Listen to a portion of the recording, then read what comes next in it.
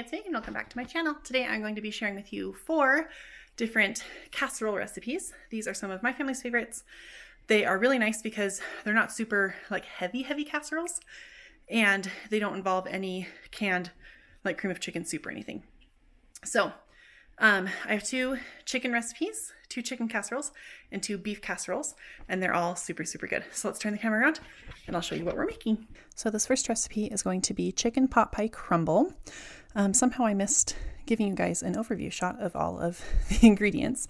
So you're going to need about 3 to 4 carrots, about a cup of them that are chopped, as well as about half a cup to a cup of celery. And then I also added about a cup or 2 of potatoes as well. So you're going to dice all of these as well as an onion, and you are going to put them in a hot pan with a little bit of water and kind of steam them for about 10 to 15 minutes until they are nice and tender. You don't want them too soft because they're going to continue to cook in the casserole, but you want them soft enough that they're not going to like be raw after cooking. So as you can see, I'm chopping up the potatoes and all the veggies. I'm getting them in a pot with a little bit of water to steam. This is one of my family's favorite recipes. We love chicken pot pie, so I like making it in a bunch of different ways, just so we're not eating actual chicken pot pie the same every single time. So here they are just in the pot. I added just a tiny bit of water so they wouldn't stick on the bottom, giving everything a good stir, and then I'm just going to pop the lid on so that they can finish steaming. While they're steaming, I'm going to start working on the crumble part of that's going to be the topping for this casserole. So you're going to need 2 cups of flour, 2 teaspoons of baking soda, 3/4 teaspoon of salt, as well as a little bit of pepper and a little bit of cayenne pepper. And then you're going to take 6 tablespoons of cold butter, and you're going to cut it into little tiny squares, and then you're going to cut it into the flour mixture. You can do this with some forks and knives. I have a pastry blender or a pastry cutter here. And what you're trying to do is you're just trying to break up these little pieces of butter into even smaller pieces so that it kind of melts and goes throughout all of the topping that you're making. After you're done doing that, you're going to add about 3/4 cup of Parmesan cheese, as well as 1 cup of milk, half and half, or heavy cream. Today I used half and half, and you're just going to stir that together until it forms a dough. It's going to be a similar consistency to like a drop biscuit kind of dough. Sometimes mine's a little bit more wet, sometimes it's a little bit drier. So I added just like a tiny bit more half and half because I had some dry bits. So I just added a little bit more liquid to make sure it was all kind of a similar consistency. Then you're going to put down some parchment paper on a cookie sheet, and you're just going to use your fingers and drop just kind of blobs of the dough on the baking sheet. You're going to bake that at 400 degrees for 15 minutes. Then you can see I added in my chicken. You need 2 cups of cooked either diced or shredded chicken.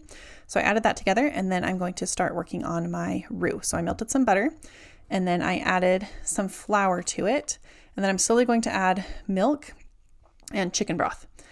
So what I needed was 4 tablespoons of butter, half cup of flour, and then I did 1 cup of milk and 2 cups of chicken broth. So I'm going to stir that until it gets a little bit thick. And then I'm going to add in my chicken and veggie mixture and just kind of mix that all together. And that's going to be kind of the filling part of this casserole. So I'm going to pour all of that just into a 9x13 pan. And then after I kind of spread that out, I'm going to take out my biscuit like crumble topping, and I'm going to break them up and kind of layer them on top of the casserole.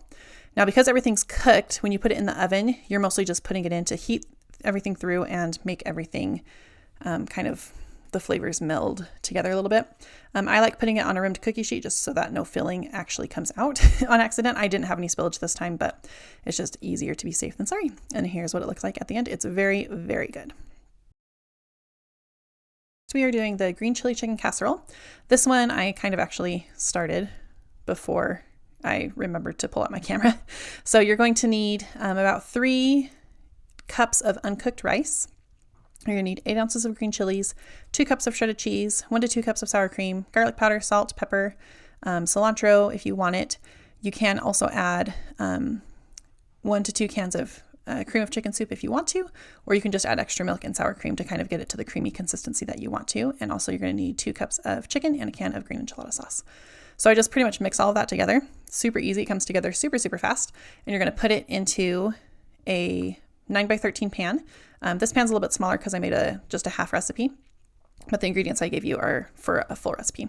After that's in your casserole pan, you're just going to top it with some cheese, and then you're going to bake it in a 350 degree oven for about 20 to 30 minutes until it comes out bubbly. And then here you can see the cheese is all melted. It's nice and crispy on the sides. And again, this is another crowd family favorite. Everyone loves it. It's super simple and easy to put together. It's great with leftover rice. It's also good if you just make rice that day. Either way, it's super cheap, really filling, and a really, really good option for dinner. Okay, here's everything you need for the Cowboy Casserole. For the filling part, you're going to need 1 to 2 cups of cheese, 1.5 to 2 pounds of ground beef or ground turkey, 1 cup of frozen corn kernels, a half cup to 1 cup of diced onions, half a cup of salsa. It can be store-bought or homemade. This is some of my homemade salsa. And then you'll also need about a teaspoon of salt. You can also add in a can of beans, but I don't have any of those today. Sorry, you actually need 1.5 cups of salsa, so I need to go grab another jar of that. And then for the topping is a cornbread topping. So for that, you're going to need half a cup of cornmeal, 1.5 cups of flour. Okay, you also need 1/3 cup of sugar, a tablespoon of baking powder, a 1/3 cup of oil, 2 eggs, and 1.25 cups of milk. So I'll assemble this all together and show you what it looks like. Okay, so after I browned the meat and the onion together, I added in my salsa and added in my corn as well. And I'm just kind of mixing it all together in the pan that I browned the meat in, and then I'm adding in the cheese. Again, to kind of start to melt it a little bit and to make the filling part of this casserole.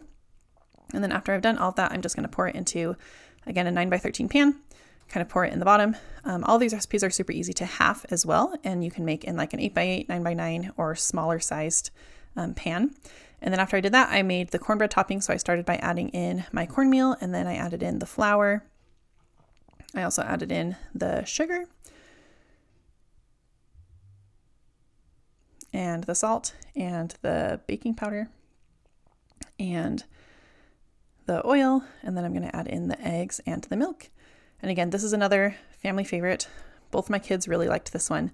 You can like kind of change the spice level of it depending on how much salsa and what heat level of the salsa you make. But the cornbread topping is everyone's favorite part of this. It makes it really, really good. It sounds kind of weird, but it actually is quite delicious. So after it's all mixed and whisked together, I'm just going to pour it all over the top of the casserole, spread it out nice and in a nice even layer. And then I'm going to pop it in the oven at 375 degrees for 40 to 45 minutes. And then here's what it looks like when it comes out. You'll know when it's done when the top of your cornbread is nice and golden. You're pretty much just cooking the cornbread because everything else is already cooked. Okay, and here's what you're going to need for the Sloppy Joe casserole. You need about 1.5 to 2 pounds of ground beef. You can also use ground turkey, about 1/4 cup of ketchup, a little bit of salt, a tablespoon of vinegar. You're going to need 1.5 teaspoons of the Worcestershire sauce. It's so hard for me to say. A little bit of garlic powder. You're going to need a can of condensed tomato soup. You're going to need 1/4 cup of brown sugar, a cup of diced celery, and a small onion, like half a cup to a cup. You can also add in some oats if you want to stretch it farther. And then you also need 2 cups of shredded cheese and a 32-ounce bag of tater tots. So I'm going to start by browning my meat and cooking it with the onions and the celery. While that is cooking, I'm going to work on putting my sauce together. So I'm adding in the tomato soup, the 1/4 cup of ketchup. I'm also going to add in the vinegar and the 1/4 cup of brown sugar. I'm also going to add in the W sauce, the garlic powder, some salt. I'm just going to whisk that all together. I'm going to head back over to the stove. Once the meat is cooked, I'm just draining it, just getting a paper towel and kind of soaking up some of the extra grease. And then I'm going to pour in my sauce and let it simmer for about 5 to 10 minutes until it starts to thicken. And then once it's thickened, I'm going to take it off the stove and I'm going to pour it in just my 9x13 pan, again, making it into a nice even layer. And then on top of it, I'm going to layer my 1 cup of shredded cheese. After that's on, you're going to layer on a single layer of tater tots. You can line them up like I'm doing. You can also just dump them on there if you don't want to bother, and that's totally fine too. It will still cook and taste exactly the same. So after I put all the tater tots on, I'm going to top it with 1 more cup of cheese. And then I'm going to put that in the oven at 400 for about 20 to 25 minutes. Again, you're just mostly trying to heat through the tater tots. And again, this was another crowd pleaser that everyone in my family really, really enjoyed. So those were 4 of our family's favorite casseroles. If you liked this video, make sure you give it a thumbs up and subscribe if you'd like to see more content like this. Make sure you come back next week where I'll be sharing my monthly grocery haul for May. I'll see you next week. Bye.